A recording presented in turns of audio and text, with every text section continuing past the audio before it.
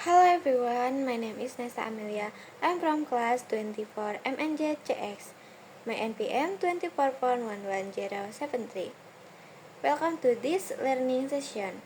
Today we will discuss leadership behavior and understand how it works in real situation. Yang pertama, pengertian leadership behavior. Leadership behavior adalah perilaku nyata yang ditunjukkan oleh seorang pemimpin dalam mempengaruhi, mengarahkan, dan membimbing tim untuk mencapai tujuan. Artinya, yang dinilai bukan jabatan seorang, tetapi bagaimana cara kita bertindak dalam memimpin. Kepemimpinan lebih terlihat dari tindakan sehari-hari, seperti cara berkomunikasi, memberi arahan, dan mengambil keputusan. Selanjutnya, pentingnya leadership behavior. Leadership behavior sangat penting karena berpengaruh langsung terhadap kinerja tim. Jika pemimpin memiliki perilaku yang baik, maka tim akan merasa nyaman, lebih termotivasi, dan bekerja lebih efektif. Sebaliknya, jika perilaku pemimpin buruk, tim bisa mengalami konflik, stres, dan penurunan produktivitas. Jadi, perilaku pemimpin menentukan suasana kerja dan hasil yang dicapai. Selanjutnya ada teori Ohio State. Yang pertama, initiating struktur, yang artinya fokus pada tugas. Perilaku ini berkaitan dengan bagaimana cara pemimpin mengatur pekerjaan, misalnya pemimpin membagi tugas, menetapkan target, membuat jadwal, misalnya, dan mengawasi pekerjaan. Tujuannya agar pekerjaan berjalan terarah dan tujuan dapat tercapai dengan jelas. Namun, jika terlalu dominan, anggota tim bisa merasa tertekan. Selanjutnya, consideration, fokus pada hubungan. Perilaku ini berkaitan dengan hubungan antara pemimpin dan anggota tim. Pemimpin menunjukkan kepedulian, mendengarkan pendapat, dan memberikan dukungan. Hal ini membuat tim merasa dihargai dan nyaman bekerja. Tapi, jika terlalu dominan tanpa arahan, pekerjaan bisa menjadi tidak teratur. Kesimpulannya, pemimpin yang efektif harus mampu menyeimbangkan antara fokus, tugas, dan hubungan. Selanjutnya adalah teori Michigan. Yang pertama, employee oriented. Pemimpin ini lebih fokus pada kesejahteraan anggota tim. Ia membangun hubungan yang baik, memperhatikan kebutuhan anggota, dan menciptakan suasana kerja yang nyaman. Dampaknya, tim menjadi lebih loyal dan semangat bekerja. Yang kedua, production oriented. Pemimpin lebih fokus pada hasil dan target. Ia menekankan efisiensi, disiplin, dan pencapaian tujuan. Pendekatan ini efektif untuk mencapai hasil cepat, tetapi jika berlebihan dapat membuat tim menjadi stres. Kesimpulannya, pemimpin perlu mengombinasikan kedua pendekatan ini agar tetap tercapai tanpa mengabaikan kondisi tim.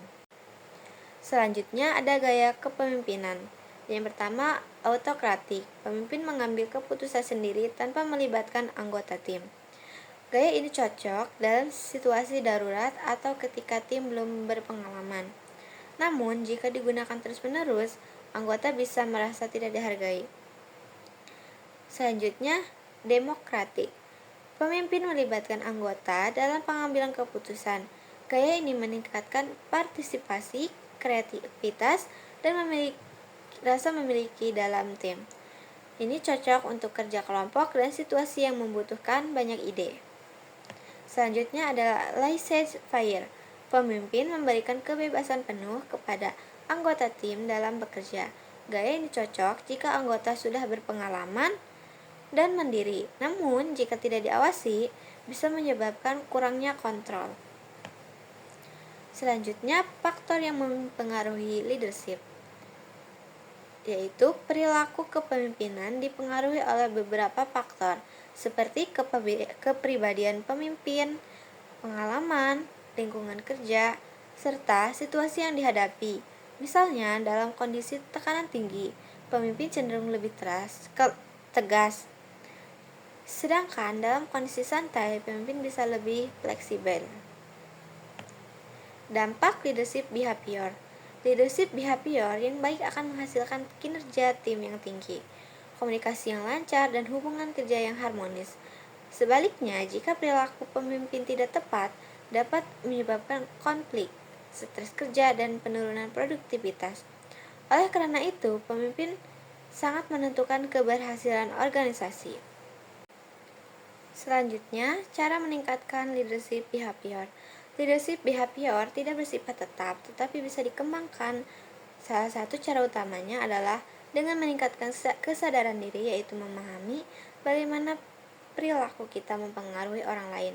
Selain itu, pemimpin juga perlu melatih kemampuan komunikasi agar pesan yang disampaikan jelas dan tidak menimbulkan kesalahpahaman. Pemimpin yang baik juga harus menerima feedback dari anggota tim. Dengan begitu, ia bisa mengetahui kekurangan dalam cara memimpinnya dan melakukan perbaikan. Pengalaman juga sangat berperan karena semakin sering seorang menghadapi berbagai situasi, maka kemampuan dalam menyesuaikan perilaku akan semakin baik. Selanjutnya, tantangan dalam leadership behavior. Dalam praktiknya, menjadi pemimpin tidak selalu mudah, ada berbagai tantangan yang sering dihadapi, seperti perbedaan karakter anggota tim, tekanan target, dan konflik internal. Misalnya dalam satu tim terdapat anggota yang rajin dan juga ada juga yang kurang disiplin. Pemimpin harus mampu menyesuaikan pendekatannya, tidak bisa menggunakan satu cara yang sama untuk semua orang. Selain itu, dalam kondisi tekanan tinggi, pemimpin seringkali lebih fokus pada hasil sehingga mengabaikan hubungan dengan tim. Jika hal ini terjadi terus-menerus, maka kinerja tim bisa menurun dalam jangka panjang. Selanjutnya, leadership behavior di era modern. Di era sekarang, leadership behavior juga mengalami perubahan. Pemimpin tidak lagi hanya berperan sebagai pemberi perintah, tapi juga sebagai fasilitator dan motivator. Dalam kehidupan kerja modern, terutama dengan adanya teknologi dan tim yang fleksibel, pemimpin dituntut untuk lebih terbuka, adaptif, dan mampu membangun komunikasi yang baik, bahkan secara online. Selain itu, pemimpin juga harus mampu mendorong inovasi dan memberikan ruang bagi anggota tim untuk berkembang. Jadi, leadership behavior saat ini lebih menekankan pada kolaborasi daripada sekedar kontrol. Selanjutnya, peran komunikasi dalam leadership behavior. Komunikasi merupakan bagian yang sangat penting dalam leadership behavior. Cara seorang memimpin menyampaikan pesan akan sangat mempengaruhi bagaimana anggota tim memahami tugas dan merespon arahan. Pemimpin yang mampu berkomunikasi dengan jelas akan meminimalkan kesalahan kerja dan meningkatkan efisiensi.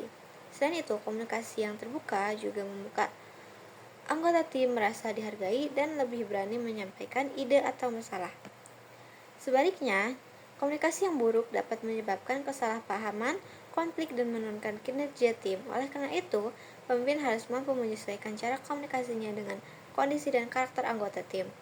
Selanjutnya, pengambilan keputusan dalam leadership behavior. Salah satu bentuk nyata dari leadership behavior adalah bagaimana pemimpin mengambil keputusan.